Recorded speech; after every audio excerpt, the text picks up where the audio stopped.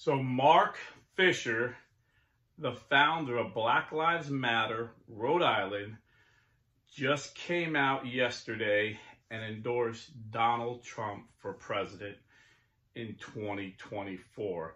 I thought this was important to share because the mainstream media, I'm sure, is going to ignore this. I found it on the Epic Times website. It's the only news site that I actually pay a subscription, and it's well worth it. It's $1 a month.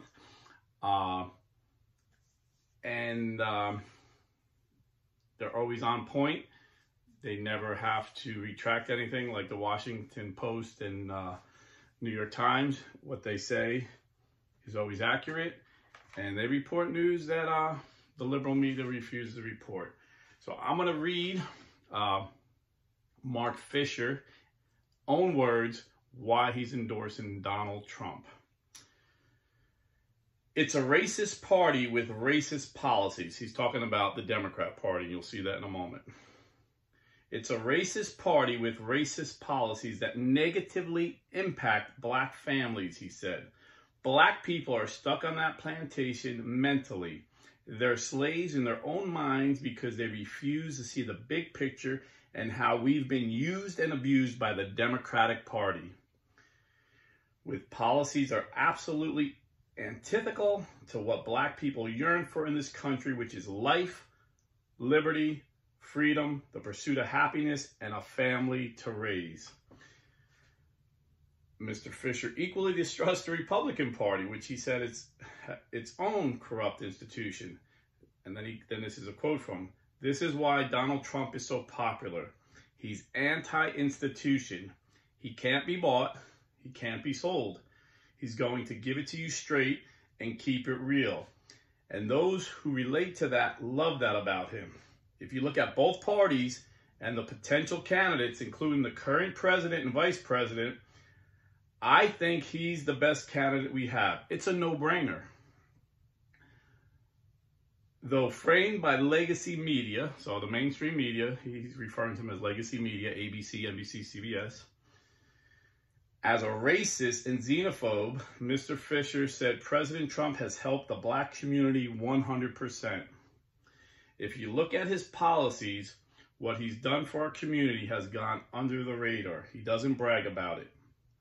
So I'm going to go on, but I just want to add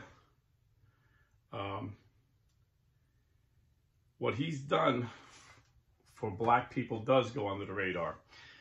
In fact, President Biden bragged when he was senator that he had the strictest crime bill that had will put more people away for life than any other bill.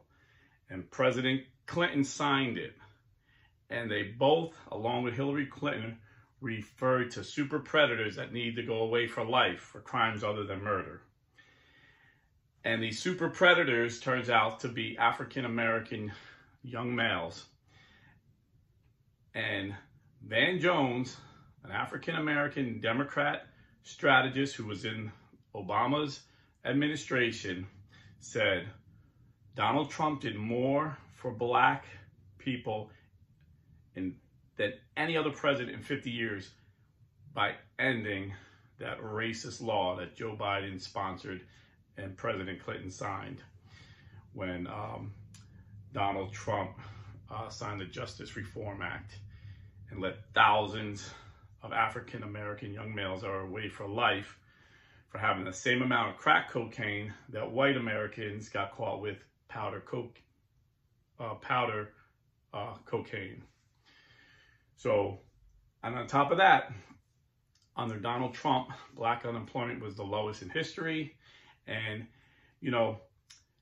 Democrats like to feel good. They like to hear. They're all emotional. They like the way people talk nicely.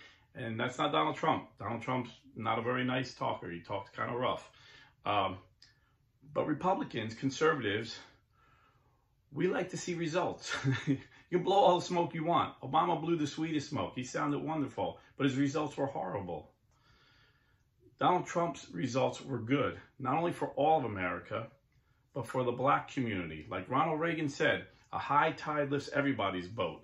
Democrats like to pit us against each other. Well, this policy is good for whites, but it's bad for blacks. This policy is good for this people. No, what's good for America is good for every American. Whether you're white, black, Asian, Latino, it doesn't matter. A high tide raises everyone's boat. So, if you look at his policies, what he's done for our community has gone on the radar, and he doesn't brag about it. He said he doesn't try to convince anyone he's not a racist. And this is what they always try and do. You know, the media tries to, you know, make you out to be a racist. You know, when they can't win an argument, they always go, oh, well, you're a racist. And they think that ends the argument. And most Republicans get all nervous. Oh, no, I'm not a racist. Oh, and Donald Trump's like, I know I'm not a racist. And if you look at his history, you know, I grew up in Jersey. Trump was across the river in New York. And I remember him getting an award from the Black Businessmen's Association. Jesse Jackson introduced him as his good friend, Donald Trump. This was before he became president. And he got a standing ovation from like hundreds of black businessmen in New York because he donated so much money to the black community. So the racist charge, they called Bush a racist, they called Reagan a racist. This is what they do, you know. But Trump was the biggest danger to their institution because he couldn't be bought. So they really went hard with that racist narrative. And because he didn't give a crap, because he knew he wasn't a racist, it stuck with a lot of people. However, so he says, he doesn't try to convince people he's not a racist. Just like I don't try to convince you that I'm not a racist. What you see is what you get. And when you know me, you'll know my heart. However, Joe Biden has made frequent racist statements since his time as a politician in the limelight. He recalled President Biden's statement on a radio show when running for office in 2020 when he stated, well, I tell you what, if you have a problem figuring out whether you're for me or Trump, you ain't black. Whoa. How racist is that, Mr. Fisher asked. That the Democratic plantation, that's the Democratic plantation. I'm quoting this guy. Telling black people they're too stupid to think independently, too stupid to think critically, and that we've got to march down to the polls and do what we're told to do. Absolutely. That's absolutely what the Democrat Party does, and Joe Biden's just an old school racist Democrat. And I'll add another statement. Joe Biden, if you remember the first debate, Kamala Harris nailed him about his racist statement about busing. You know, she was she was on a yellow school bus that she got bused, supposedly.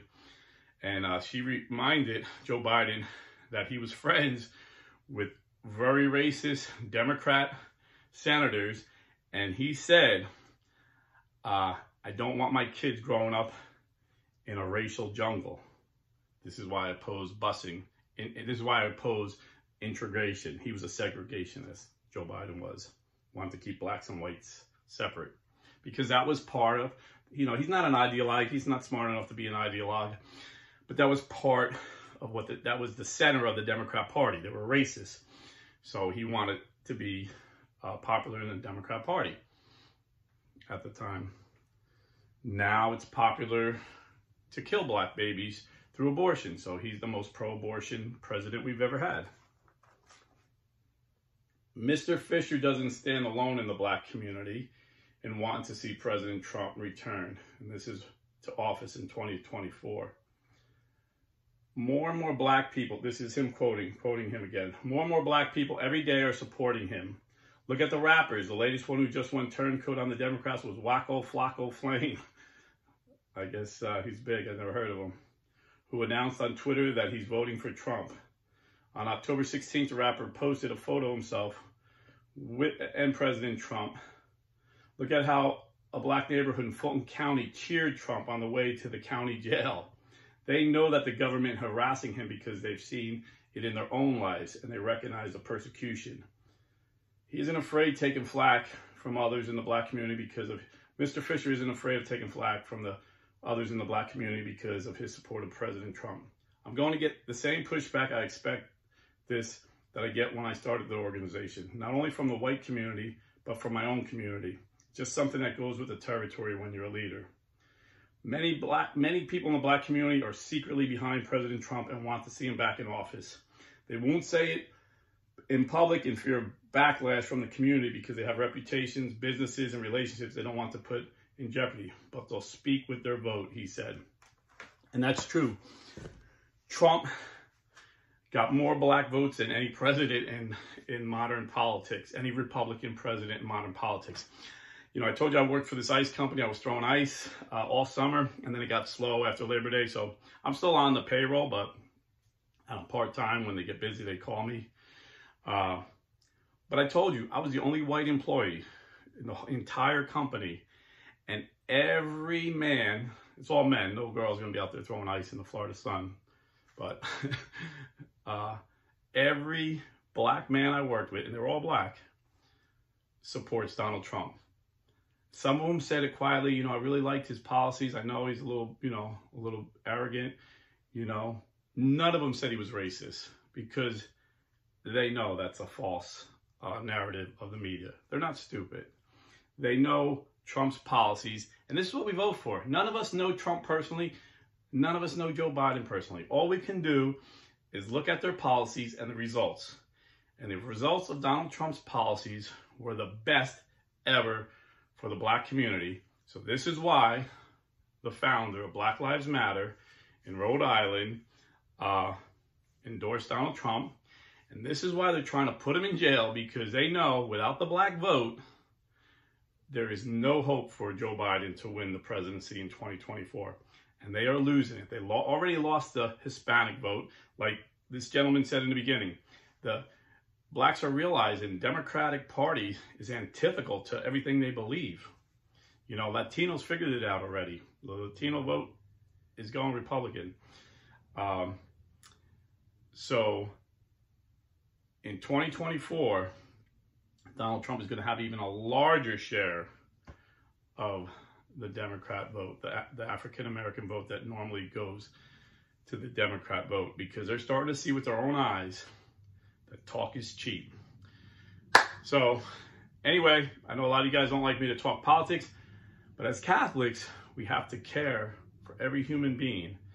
And we're told to vote, and we're told to vote according to our conscience, and our conscience should be formed by the church. And the church forms us to look out for those in need. There's a lot of people in the black community that are still suffering under these horrible Democrat policies over the years that separated the black family. And we need to help our brothers and sisters. And you have to vote, not according if you like a guy.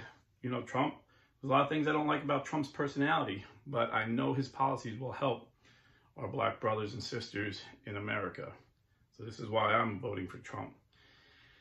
And Trump was the most pro-life president we've ever had. He promised he would get Roe v. Wade overturned, and he delivered. You know, I've heard Reagan say he was going to do it. I heard Bush say he was going to do it. Trump did it. You know, Trump did it. And that's the greatest thing we could do for the African-American community, because Margaret Sanger, the founder of Planned Parenthood, said her goal was to eliminate the black race. And she said, we're going to put these Planned Parenthood clinics in all the black communities, and we're going to convince them that they're doing a good thing for their family by killing their babies. This is the founder of Planned Parenthood's own words. And today in New York City, more black babies are aborted than are born. And the black race is the only minority race in America. Their population is in decline. So if you care about the black race, whether you're white or black, we need to end abortion. And now it's down to the states, just like we wanted it. You know, we believe in states' rights. It's down to the states. So we need to get involved, but we need to have a president that's not going to change the laws on a federal level against life of the unborn. And like always, we need to get involved, not only voting at the ballot box, but voting with our money. You know, we showed Budweiser, you go woke, you go broke. Now let's show the real estate companies by voting for realestateforlife.org. If you're buying or selling real estate, use your money to vote for life and go to realestateforlife.org, which is a pro-life Catholic real estate company, and you will have a pro-life Christian realtor, probably Catholic, but it could be a Protestant who loves life and is pro-life. And the company will use commission you're going to pay anyway and donate a large portion to pro-life groups that are fighting to save unborn children. That's realestateforlife.org. God bless and stay Catholic.